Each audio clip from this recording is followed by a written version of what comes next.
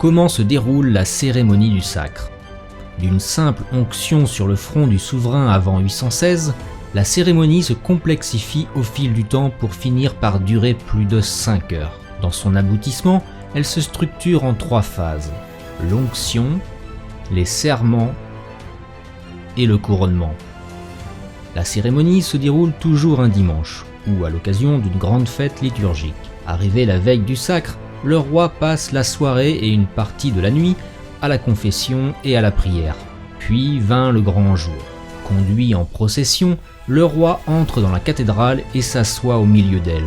L'archevêque de Reims accueille la Sainte Ampoule apportée en cortège par les moines de Saint-Rémy et escortée par les barons.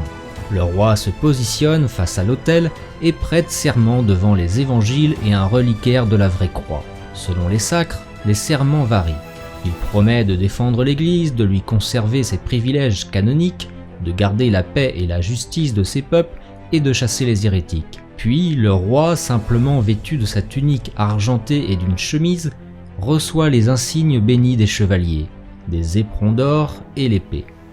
Enfin, il s'agenouille devant l'archevêque.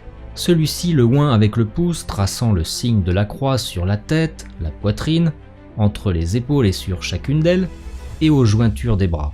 Ces 7 parties du corps correspondent aux centres vitaux investis par Dieu, rappelant l'onction de David par le prophète Samuel.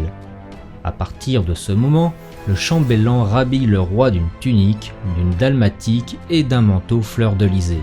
Le roi reçoit les derniers attributs de sa fonction: l'anneau en signe d'alliance avec son royaume, le sceptre qui représente la droiture, la main de justice et enfin l'archevêque de Reims pose la couronne sur la tête du souverain.